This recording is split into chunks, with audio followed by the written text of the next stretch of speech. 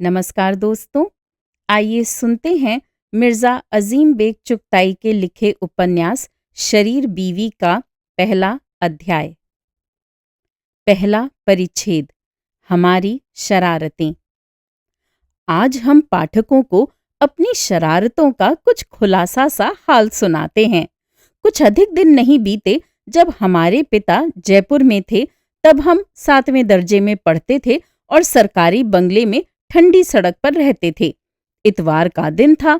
सवेरे तड़के ही हमारे बंगले पर 2-3 दोस्त आ पहुंचे, जिनसे तय हो गया था कि नदी के किनारे ककड़ी खाने चलेंगे। हम लोग सवेरे सवेरे बंगले से निकले। जैसे ही बाहर निकले, कोई साहब सड़क के किनारे बैठे हुए पेशाब कर रहे थे।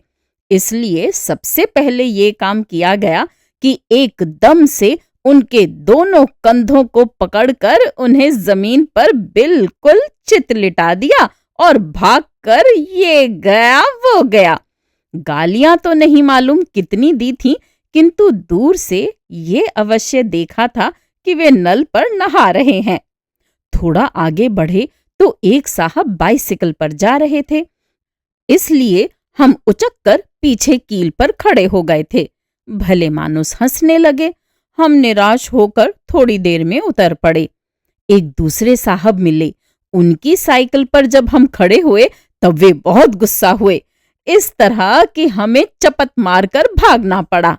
एक और साइकिल सवार साहब तार के एक खंभे के पास खड़े होकर सिगरेट सुलगा रहे थे। उनके पास पहुंचकर हमने कहा, हजरत, जरा दिया सलाई की मेहरबानी कीजिएगा। उन्होंने जब दिया सलाई दी तब हमने कहा, जरा सिगरेट दीजिएगा। उन्होंने कहा, ऐसे उल्लू कहीं और रहते हैं। हमने दिया सलाई जेब में रखी और कहा, अच्छा न दीजिए। वे हमारे पीछे दौड़े, किंतु ला हौल विला कुव्वत, कहाँ हम कहाँ वे। हम लोग बहुत आगे निकल गए और वे लौट गए।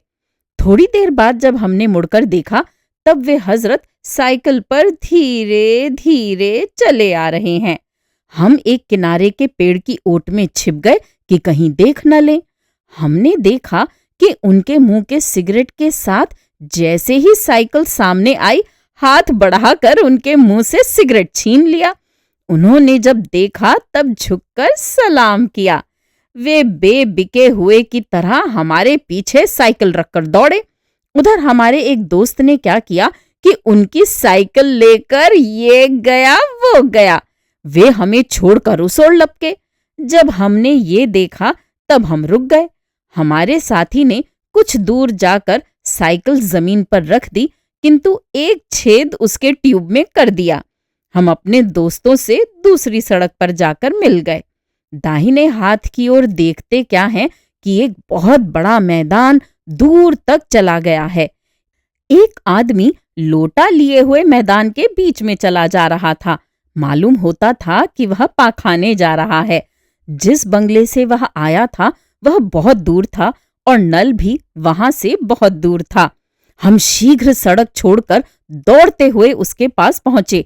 उसे पुकारते जाते थे कि भाई जरा बात सुन लो। हम हांफते कांपते हुए उसके पास पहुंचे। उसकी सूरत शक्ल देखकर भय मालूम हुआ, क्योंकि वह तगड़ा मजबूत जवान था। किंतु हम भी जान पर खेल गए कि हमारी मेहनत बेकार न जाए। उल्टी सीधी दो एक बातें करके लोटे में हाथ मारकर गिरा दिया और ये गया वो गया। वह बड़े जोर से हमारी ओर दौड़ा, किंतु हमारी खुशकिस्मती कहिए कि उस शक्ति ने उसको रोक लिया, जिससे रुस्तम भी हार मान गया होगा। हमने जब मुड़कर देखा तब वे हजरत बिल्कुल हारे हुए से थे।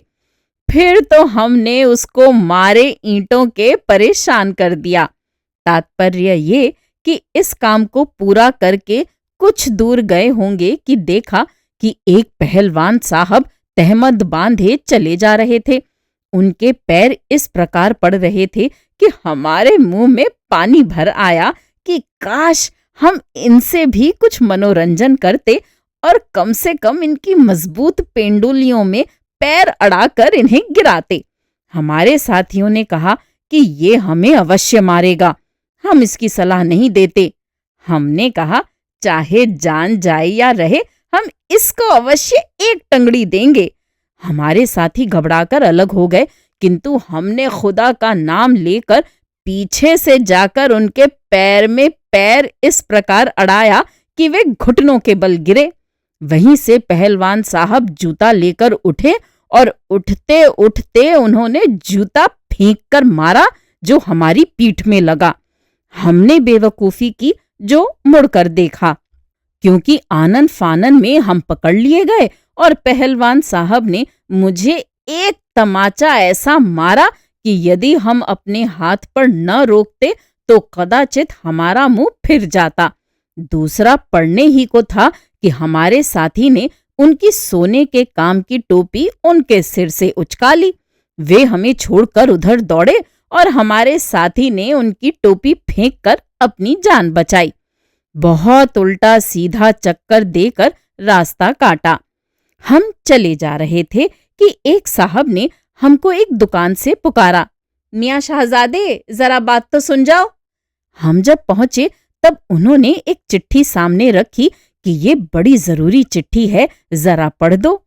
हमारी तो जान ही जल उठी। हम जरा दुकान से हटकर चिट्ठी को फाड़कर अपने साथियों सहित ऐसे भगे कि गालियों की मधुर और प्रिय आवाज भी कानों में न पहुंच सकी। कुछ और आगे पहुंचे तो देखा कि दो आदमी आपस में लड़ रहे हैं। चूंकि हमें मंजूर नहीं था कि उनमें लड़ाई हो, हम भी लड़ाई में शामिल हुए और बिल्कुल न्याय से काम लिया कि दोनों को ढेलों से मारना शुरू किया। फल ये हुआ कि दोनों लड़ना बंद करके हम पर हमला कर बैठे, किंतु हम भला कहाँ हाथ आते थे। दूर से देखा कि दोनों में मेल हो गया था, क्योंकि दोनों साथ साथ चले जा रहे थे। प्यास बहुत लग रही थी। एक नल पर पहुंचकर हमने पानी पिया। पास ही एक किताब वाले ने एक बड़ी चटाई बिछाकर दुकान लगाई थी। हमने जब ध्यान से देखा तब मालूम हुआ कि नल से जो पानी बहकर बर्बाद हो रहा है, बड़ी आसानी से एक कच्ची मुंडेर तोड़कर इस तरह काम में लाया जा सकता है कि वह इन किताब बेचने वाले साहब की दुकान को तर-बतर कर दे। फौरन इसे काम में लाया गया और हमें इसमें वो मजा आया कि कह नहीं सकता। किताब बेचने वाले साहब अपनी किताबों को बचाने के लिए इस बुरी तरह कूद फांद रहे थे कि हम कह नहीं सकते। कुछ आगे बढ़कर हमने देखा कि एक साकी साहब बहुत बड़ा हुक्का लिए चले आ रहे हैं। चिलम के सिर पर मानो बेचंदवे की टर्किश कैप रखी थी और कोयले के चोटी तक भरे हुए खूब दहक रहे थे। हम लोग सलाम बंदगी करके आगे बढ़े और हुक्का गुड़गुड़ाने लगे। हमारे दूसरे साथी हुक्के की तारीफ करने में लगे हुए थे और साकी साहब को बातों में लगाए हुए थे। हमने आंख से इशारा किया और एक लंबी सांस लेकर अपने दोनों फेफड़ों की ताकत को लगाकर जोर से जब हुक्के को फूंका तब पानी चिलम के भीतर पहुंचा। उधर साकी साहब कोयलों के बुझने की आवाज से चिलम की ओर आकर्षित हुए ही थे कि हम सिर पर पैर रखकर भागे। न मालूम कितनी गालियां सुनी। कुछ और दूर जाकर हमने पतंगबाजी देखी और कुछ डोर भी लूटी जो फेंक फांक दी। कुछ ही दूर गए थे कि सामने से मिस विलियम अपनी साइकिल पर आती हुई दिखाई पड़ी। ये एक लड़की थी जो मिशन स्कूल में पढ़ती थी और हमसे बहुत डरती थी, क्योंकि हम मौके बेमौके जब कभी उसको दूर से आते हुए देखते तब अपनी साइकिल की हवा निकालकर खड़े हो जाते और साइकिल रोककर उसका पंप लेकर बड़ी देर लगाकर हवा भरते। हमने उसे इतना तंग किया था कि उसको हर जगह रोकते थे। नौबत यहां तक पहुंची कि एक दिन हम पकड़कर उसके बाप के बंगले पर ले जाए गए, किंतु वहां बजाय सजा मिलने के मेरी आवभगत हुई और केक खाने की नौबत आई। इस पेशी का फल ये हुआ कि मिस साहब उल्टी डांटी गईं और हमसे कहा गया कि तुम आवश्यकता पड़ने पर इनसे पंप मांग कर साइकिल में हवा भर लिया करो। मिस साहब ने हमसे मेल इन शर्तों के साथ किया था कि वे हमको देखते ही साइकिल से इकन्नी सड़क पर डाल देती थीं और हम केवल सलाम ही पर संतोष करते थे। हालांकि हमारे पास साइकिल नहीं थी, किंतु हमने आगे आकर रोकना चाहा।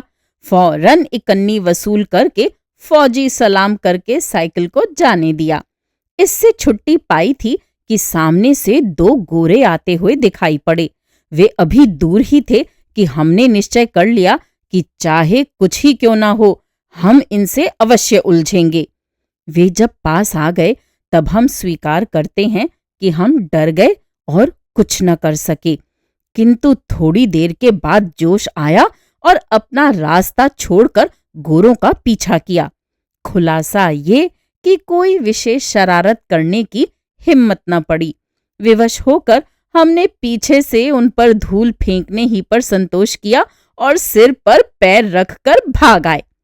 खुदा खुदा करके न मालूम कितने चक्कर काटकर अंत में नदी के किनारे पहुंचे। यहाँ कुछ लोग हमारा रास्ता देख रहे थे।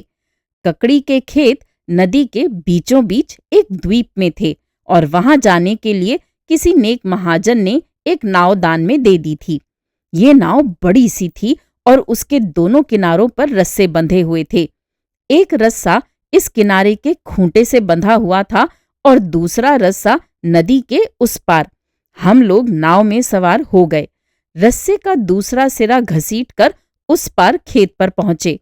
खेत पर पहुंचकर हमने पैसे की 4 ककड़ियां ठहराईं, किंतु शर्त ये तय की कि कड़वी होंगी तो फेंक देंगे और दूसरी लेंगे। अतः बहुत सी मीठी ककड़ियां काट काट कर फेंक दी और उनके बदले में दूसरी लीं। किंतु चलते समय जब हिसाब हो चुका तब जमीन से उन ककड़ियों को भी उठा उठाकर खा गए और इस प्रकार हमें पैसे की 4 की जगह पर पैसे की 5 ककड़ियां पड़ीं। यहाँ किनारे पर साधु भी रहते थे और हमने बहुत सफाई से एक बहुत अच्छे ढंग का चिमटा अर्थात आग उठाने का हस्तकवच चुराया और उसको कोट में छिपा कर ले आए। लौटते समय हम लोग जब नाव पर पहुंचे तब वह उस पार थी और कुछ लोग उस पर बैठना ही चाहते थे। हम शीघ्र दौड़े और रस्सा खींचना शुरू किया। ये हमारी हद दर्जे की बदतमीजी समझी गई और वे लोग गुस्से में आकर उधर से खींचने लगे, किंतु इस रस्सा कशी में हमारी जीत हुई और हम नाव पर बैठ गए। चूंकि हम इन लोगों को सजा देना चाहते थे, अतएव हमने रस्सा घसीट कर इस किनारे का खूंटा उखाड़ दिया, जिसका पता उनको तब लगा जब हम जरा दूर से खड़े होकर तमाशा देख रहे थे कि ये लोग अब उस पार नहीं जा सकते। तात्पर्य ये कि 20 आदमी उस पार जाने को खड़े थे और खूंटा उखड़ जाने के कारण न जा सकते थे। यहां से दोस्तों की सलाह हुई कि चलो बेफसली बेदाना अमरूद के बगीचे में चलें, और खुलासा ये कि 2 मील का सफर तय किया और बगीचे में पहुंच गए। बगीचा बहुत बड़ा था और हमने निश्चय किया कि इस पर चारों ओर से हमला करना चाहिए। अतः 2-2, 3-3 की टोलियां बन गईं और चारों ओर से किनारे के पेड़ों पर बिना किसी बनावट के चढ़ गए और अमरूद तोड़ना और फेंकना शुरू कर दिए। बगीचे के माली की निगाह पहले हमारे ऊपर पड़ी और वह दौड़ा। सामने वाली पार्टी ने जब देखा कि उसने मुझे देख लिया है, तब उन्होंने बड़े जोरों के साथ लकड़ी से कच्चे पक्के अमरूद झाड़ना शुरू कर दिए और शोर मचाकर उसे अपनी ओर आकर्षित किया। उसने देखा कि उस ओर अधिक नुकसान हो रहा है, वह उस ओर भागा और इस ओर हम उसके पीछे पीछे उसकी झोंपड़ी पर हमला कर बैठे और जो कुछ पाया लूट लिया। मिट्टी के घड़े फोड़ डाले और हुक्का फेंक दिया। तात्पर्य ये कि बहुत नुकसान हुआ। वे लोग पेड़ से उतरकर भागे। जब देखा कि माली नहीं मानता, तब दूसरी पार्टी की ओर संकेत किया कि देखो वे अधिक नुकसान कर रहे हैं। उसने जब मुड़कर देखा तब बुरा हाल था। हमारी पार्टी के जवान मर्द लकड़ियों से मार मार कर पेड़ों को बिछाए देते थे। वह अभागा उस ओर दौड़ा कि उस पार्टी ने फिर अपनी जगह ले ली। खुलासा ये कि वह इतनी ही देर में हाफ कर थक कर बैठ गया और कहने लगा, खूब खाओ। हमने उसके कथन को पूरा किया और आनंद से खाकर लौट आए। लौटते समय हमें एक खेत के किनारे नारियल का एक हुक्का रखा हुआ मिला। जिसका हुक्का था वह कुछ थोड़ी दूर पर कुएं के पास था। हमने झट हुक्का उठा लिया। अब मजे में उस समय तक उससे मनोरंजन करते रहे जब तक कि उसने काम दिया, फिर फेंक दिया। वहां से वापसी में हमको एक पेड़ मिला जिस पर कच्चे कैंत लगे हुए थे। सलाह हुई कि इनको तोड़ना चाहिए। फिर क्या था, सैकड़ों हजारों कैंत गिरा दिए। इतने में एक आदमी आ गया। उसने बुरा भला कहा। तब हमने उसको उसी साधु वाले चिमटे से मारना शुरू किया। हमारे साथियों ने हमारा हाथ बंटाया और उसको बेतरह लकड़ियों से मारना शुरू किया। खुलासा ये कि उसको उधेड़ कर गिरा दिया, किंतु मारना बंद न किया। उसका सौभाग्य था जो सामने से 4-5 आदमी हमको लठ लिए शोरगुल मचाते हुए आते दिखाई पड़े। हम वहां से तीर की तरह भागे। हमारा बहुत कुछ पीछा किया गया, किंतु बेकार। वापसी में किसी नई शरारत का अवसर न मिला। अलावा इसके कि एक खोंचे वाले की मिठाई इस प्रकार बर्बाद की कि उसके पास की नाली में इतने जोर से पत्थर मारा कि तमाम छींटे उड़कर उसके और उसके खोंचे पर पड़े। धीरे धीरे वहां से ऊलन मिल कंपनी के पास होते हुए और मामूली शरारतें करते हुए हम यंग मैन एसोसिएशन क्लब पहुंचे। वहां क्या देखते हैं कि फुटबॉल का एक मैच हो रहा है और बहुत ज्यादा भीड़ है। जोरों से मैच हो रहा था। हमारे सभी साथी अलग हो गए थे। केवल वे ही रह गए थे जो हमारे बंगले से हमारे साथ चले थे। हम भी थके हुए थे, अतएव मैच में जी न लगता था। बहुत तरकीबें सोची कि क्या करें, किंतु कुछ समझ में न आया। विवश होकर समय बिताने के लिए वहां पहुंचे जहां अनगिनती साइकिलों की भीड़ थी और सेफ्टी पिन निकालकर पंचर करना शुरू कर दिए। खुलासा ये कि एक एक साइकिल बेकाम कर दी। इससे छुट्टी पाए ही थे कि सोचा कि मैच खत्म करना चाहिए। फुटबॉल मैदान से बाहर भी आकर गिरता था और लड़के दौड़कर उठाकर खिलाड़ियों को वापस कर देते थे।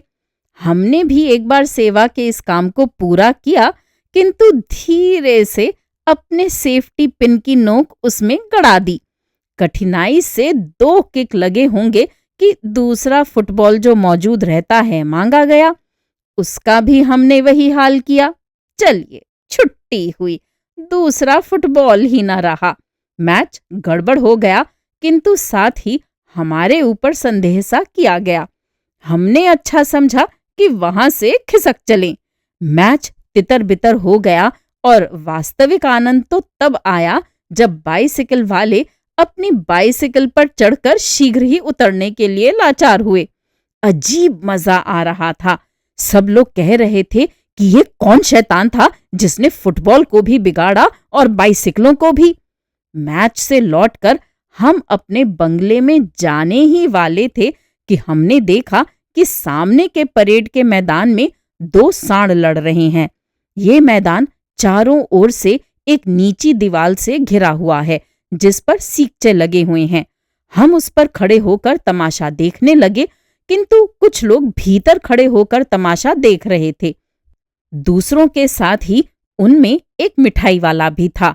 साड़ों में ऐसी रेल पेल हुई कि खोंचे वाला दीवाल और साड़ों के बीच में इस तरह आ गया कि उसको दीवाल पर खोंचा कंधे पर रखकर इस प्रकार बैठना पड़ा कि खोंचा हमारे सामने दस्तरखान की तरह लग गया। हमने भी खूब खाया। खोंचा वाला देख रहा था, किंतु कुछ कर न सकता था क्योंकि शोरगुल और हुल्लड़ अधिक था।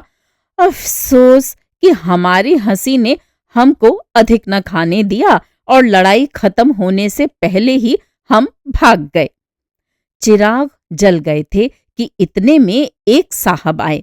उन्होंने कहा कि चलो खिलौनों का मेला देख आएं, जो याद नहीं कि किस मंदिर के हाथे में होता था। हमने पहले तो इनकार किया, लेकिन फिर जाना पड़ा। परेड के मैदान से होते हुए उसके दूसरे फाटक पर निकले। देखा कि एक आदमी कपड़े की दुकान लगाए हुए है। इस दुकान की दीवारें उसने चादरें तानकर कपड़े ही की बनाई थीं और कपड़े ही की छत बनाई थी। हम उसके पीछे के होकर निकले कि हमको एक छोटा सा ठेला दिखाई पड़ा जिस पर इन कपड़ों को वह घर से लाद कर लाया था। हमने शीघ्र ठेले को दूर ले जाकर जोर से दौड़ाकर दुकान की पीठ में इतने जोर से रेला कि वह कपड़े की दीवार को तोड़ता हुआ दुकान के भीतर इस तरह घुस गया कि सारी दुकान गिर गई। भीतर से 2 आदमियों के चीखने की आवाज आई, किंतु हम भाग गए। अब हम ट्राम की पटरी जा रहे थे। सोचा कि लाओ ट्राम की पटरी पर ईंट रखें, देखें क्या होता है। फौरन रख दी और अस्पताल के पीछे की ओर खड़े होकर तमाशा देखने लगे। इतने में एक ट्राम जोर से आई और ईंट पर आकर बड़े झटके से रुकी। ट्राम वाले ने शोर मचाया और एक सिपाही दौड़ा हुआ आया। लोगों ने इधर उधर देखा और एक शैतान ने न जाने हम लोगों की ओर कुछ संदेह से उंगली उठाई, या इसलिए कि हम लोग अस्पताल की दीवार फांदकर भागे और हमारे पीछे कांस्टेबल दौड़ा। हम अस्पताल के कंपाउंड में अंधेरे में बेतहाशा भागे और बदकिस्मती से ठोकर खाकर गिरे और पकड़े गए। कांस्टेबल ने बुरी तरह हमको घसीटा और डांटा और पकड़कर ले चला, किंतु हम भला कब हिलने डुलने वाले थे, वहीं पसर गए। वह हमारा नाम और पता पूछता था और हम बताकर शीघ्र छूट सकते थे, किंतु इसमें डर था कि घर पर मरम्मत होगी, अतः हमने न बताया। इतने में हमारी फौज आ गई और हमने इत्मीनान से देखा कि हमारा साथी पीछे से कांस्टेबल पर हमला कर बैठा और साफा झटक कर चलता बना। कांस्टेबल का उस ओर मुंह करना था कि हमने झटका देकर हाथ छुड़ाया और ये गया वो गया। हमारा साथी भी थोड़ी दूर चलकर हमें मिला। वह साफा फेंक कर आया था। हम लोग सीधे अपने मंदिर की ओर चले। रास्ते में देखा कि एक खोंचे वाले ने एक नौजवान मजदूर को पकड़ रखा है और हुज्जत हो रही है। हम झटा पहुंचे और उसमें मुनासिब दखल दिया। हमने खोंचे वाले को बड़ी बुरी तरह डांटा कि हमारे नौकर को छोड़ो, क्यों पकड़े हो, ये हमारा आदमी है। उसने कहा कि मुझको उससे 5 आने पैसे लेने हैं। हमने झट कहा, इसके जिम्मेवार हम हैं, इसको छोड़ दो। वह छूटते ही भागा और इधर हम भी चल दिए। मंदिर के हाथे में पहुंचे। बड़े जोर से मेला लगा हुआ था। वो धक्का पेल थी कि खुदा की पनाह। सबसे पहले ये निश्चय हुआ कि कचालू और सोंठ के बताशे खाए जाएं, अतः खूब उससे शौक किया। इसके बाद उसी जगह बैठकर मिठाई की ठहरी। हम रुपया लेकर एक साथी के साथ मिठाई लेने के लिए गए और बाकी 2 को वहीं छोड़ा। हर दुकान पर पहुंचकर हर प्रकार की मिठाई चखी और वह भी इस तरह कि अंत में उन्होंने चखाने से इनकार कर दिया। हमने बंगाली मिठाई पसंद की। यद्यपि हमारे साथी कश्मीरी ब्राह्मण थे, किंतु दुकानदार हम दोनों को भंगी समझता था और उसने कहा, अलग खड़े हो। हमको बुरा मालूम हुआ। उसने हमारी मांग के मुताबिक सेर भर मिठाई तौली और हाथ में न देकर हमसे कहने लगा, हाथ फैलाओ। हमने हाथ फैला दिए। उसने दूर ही से मिठाई का दोना हमारे हाथ पर छोड़ा। हमने झट हाथ ढीले कर दिए और मिठाई का दोना नीचे गिर पड़ा। हम झट गरज कर दुकानदार पर बरस पड़े और उधर वह दुकान से नीचे उतर पड़ा कि अपने पूरे दाम ले लूंगा। पूरा फसाद खड़ा हो गया, किंतु हमें न दाम देने थे न दिए। दूसरी जगह से मिठाई खरीदी और खाकर पान वाले की दुकान पर पहुंचे। ये पान की दुकान भी देखने योग्य थी। पान वाला मुख्य दरवाजे के बाईं ओर आदमी के कद की ऊंचाई पर एक मचान बांधकर बैठा था और उसने दुकान को ऐसा सजाया था कि लोग उसी दुकान पर टूटे पड़ते थे। पान वाले साहब अपने आप को न जाने क्या समझे हुए थे। दुकान पर 20 रंग बिरंग की बोतलें और सजावट का सामान बड़ी ऊंचाई तक चुना हुआ चला गया था। कपड़े की छत लगाई थी जिसमें छोटे छोटे फानूस लटके हुए थे। बहुत सी तस्वीरें चारों ओर लगी थीं। पनवाड़ी साहब के हाथ में एक छड़ी थी जिसे वे हर ऐरे गैरे लड़के को रसीद करते थे जो उनके मचान के खंबे के पास आ जाता था। हमको ये बहुत बुरा मालूम हुआ और हमने उनसे कहा कि ऐसा क्यों करते हो? तो उन्होंने कहा कि साहब समय नहीं था। ये बांस का मोटा खंभा जिस पर कि मचान रुका हुआ है, जमीन पर यूं ही रुका हुआ है और मुझे डर है कि कहीं धक्का लगकर सारी दुकान की दुकान नीचे ना आ पड़े। हमने कहा कि ये तो जमीन में गड़ा हुआ है, भला कैसे गिरेगा?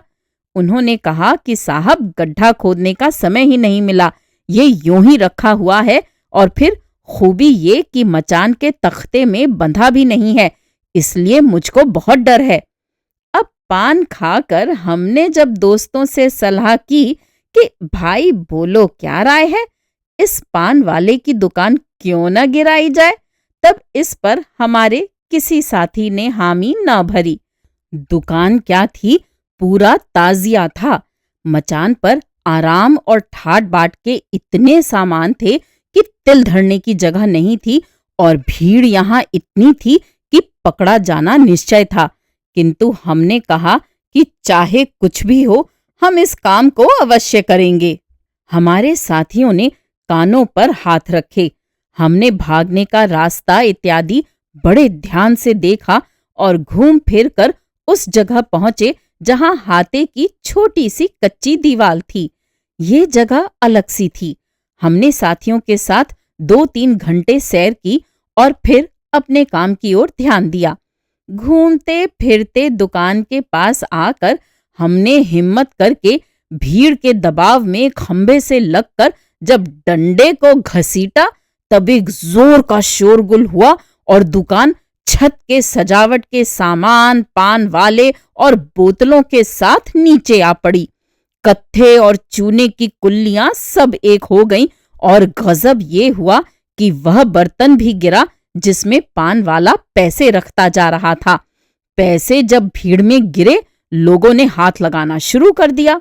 हमको इसमें भागने का अवसर मिल गया और इस शोरगुल में हम अपने दोस्तों सहित दीवार फांदकर गली में कूदकर इस बुरी तरह भागे कि ना जाने कहां आकर निकले। हमको पकड़े जाने का बहुत ही डर था, क्योंकि दरवाजे पर जो कांस्टेबल था उसने हमको शरारत करते हुए कदाचित देख लिया और आश्चर्य नहीं कि हम पकड़ लिए जाते यदि कहीं दुकान न लुटने लगी होती। रात काफी हो गई थी और हम नहीं मालूम किस जगह थे जहां हद से अधिक सन्नाटा था। लोग जगह जगह चारपाइयों पर सड़क के किनारे सो रहे थे। एक लाला एक बीच मोड़ पर नंगे बदन पलंग पर इस तरह तोंद फैलाए हुए लेटे थे कि हमको लाचार होकर अपना सिगरेट, जो खत्म होने के करीब था, उनके पेट पर रख देना पड़ा। वे ऐसे तड़प कर पेट पीटते हुए उठे कि हमको आनंद ही आ गया और हम भागकर दूसरी जगह पहुंचे। कुछ आगे पहुंचकर हमने एक चारपाई सोने वाले के सहित उल्टी और घर लौटने से पहले हमने एक और नंगे बदन सोने वाले के पेट पर जलता हुआ सिगरेट रखकर बहुत अच्छा तमाशा देखा। अधिक रात बीते घर लौटे। चूंकि सवेरे हम घर से छुट्टी मांगकर नहीं गए थे, इसलिए दूसरे दिन केवल यही जुर्म हमारे ऊपर लगाया गया कि दिन भर क्यों गायब रहे। इसके बदले में हमारा दिन का खाना बंद किया गया और हमें विवश होकर अपने पंडित दोस्त के यहाँ खाना खाना पड़ा। श्रोताओं, अभी आप सुन रहे थे मिर्जा अजीम बेग चुगताई का लिखा हास्य उपन्यास शरीर बीवी का पहला अध्याय। मैं जल्द ही इसका दूसरा अध्याय लेकर आपके सामने प्रस्तुत होंगी। उम्मीद है ये कहानियां आपको पसंद आ रही होंगी। मेरे चैनल पर आने के लिए और इन कहानियों को सुनने के लिए धन्यवाद।